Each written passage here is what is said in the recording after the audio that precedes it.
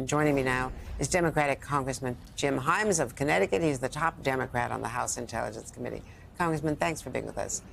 So, as Director of National Intelligence, Gabbard would oversee 18 intelligence agencies. She would choose who's going to brief the president. She would shape those assessments. Shaping the intelligence assessments that go to the president, the vice president, all the top officials, economic policymakers, State Department.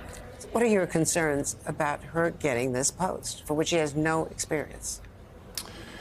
Yeah, Andrea, yesterday was a tough day because, two people with no experience in the realms that they would be asked to oversee, Matt Gaetz and Tulsi Gabbard, were offered by the president some of the most sensitive and maybe even dangerous roles that the government has. And, it's indicative of the fact, and, I don't know either one terribly well, but it's indicative of the fact that the people in the House who know these two individuals best have said that they should be nowhere near the roles that they have been promised. Take Matt Gaetz, for example. He is a chaos agent, no respect for the rule of law. Tulsi Gabbard, would be overseeing a organization whose sole purpose is to speak very clear and analytically derived truth to power. And, Ms. Gabbard obviously traded in conspiracy theories about biolabs in Ukraine and other things that suggest a lack of fitness for the job. So, again, what we have is a United States Senate, which is designed to prevent precisely these appointments, and it will be a real test, because you couldn't pick two people who should be more obviously stopped by the United States Senate. But the test is, does Donald Trump now own the United States Senate? We may find that out soon. And within a month of her announcing that she was running for president, there were at least 20 pro-Tulsi Gabbard stories on English-language state-controlled news sites. And shortly after Russia invaded Ukraine, she tweeted, "This war and suffering could have easily been avoided if Biden administration had simply acknowledged Russia's legitimate security concerns regarding Ukraine becoming a member of NATO, which would mean U.S.-NATO forces right on Russia's border." And that was repeating Russian propaganda. Well, there's two ways you can think about Tulsi Gabbard and Matt Gaetz. You can approach them traditionally and say that statement that you just read by Tulsi Gabbard could not be further from the truth. Ukraine was never on a path to join NATO. And by the way, even if that is a legitimate fear of the Russians, which it is not, the absolute wrong thing to do is to invade another independent sovereign country, which is what the Russians did. So, but the point is that neither Tulsi Gabbard nor Matt Gaetz live in the realm of facts, truth, and analysis. They live in this world of conspiracy theory, of burn it all down sensibilities, of go visit, one of the world's biggest butchers, Assad, as Tulsi Gabbard did. So, you're absolutely right, but I know these two, and, facts and truth and analysis are not what drive their statements, their conclusions, or what would drive them atop either the intelligence community or the Department of Justice. And we know how critical the U.S. intelligence was to warn Europe and to warn Zelensky and Ukraine that Russia was going to invade. On this very point, they shared intelligence. They went public with it. Bill Burns went and visited.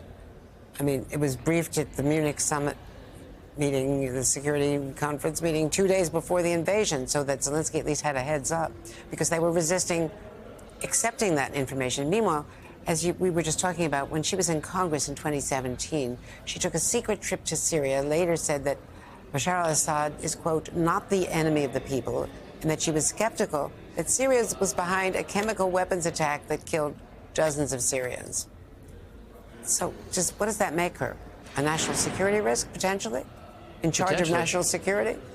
What Americans need to focus on right now is, and around this building where, the Republicans are all saying, well, Donald Trump got elected to shake things up, to disrupt.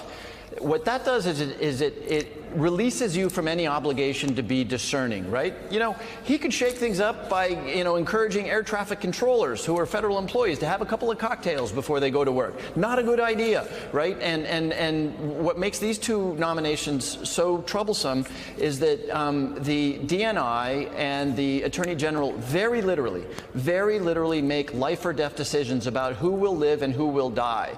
The Attorney General makes decisions about what Americans will be prosecuted. The Director of National Intelligence makes decisions about who gets surveilled and what protections exist for Americans. And Americans who are sort of caught up, particularly on the other side of the aisle, over this notion of like, isn't disruption great, need to remember that we're not talking about the trade representative or the Secretary of Commerce here. We are talking about two individuals who literally have the authority to decide who lives and who dies. And if you look at Tulsi Gabbard and Matt Gaetz and say, yeah, those are the right people, we're in a lot of trouble. And the Attorney General has a huge intelligence component also, counterterrorism and, you know, domestic surveillance, all kinds of intelligence sharing. Will our allies be willing to share their closely held secrets, sources and methods with us, including the Five Eyes, the Brits, our closest allies? It is hardwired, I understand that. But isn't there a way to compartmentalize the most important secrets if someone like Tulsi Gabbard and Matt Gaetz or people like that in the cabinet? Well, I mean, you highlight a really important question. One of the reasons that we have not seen dramatic terrorist attacks on U.S. soil and that we have stopped dramatic terrorist attacks all over the world is because we do share with the Five Eyes and outside of the Five Eyes as well, with countries that are not members, not the UK, not Canada, not Australia. We share. And of course, look, these are people making decisions. And watch Matt Gaetz on YouTube for 3 minutes and ask yourself whether, you know, the British or the Israelis are going to say, yeah, that's the guy we're going to bring into the room when we're making our most sensitive decisions. And the effect of that thinking is going to be to make us all less safe in the long run.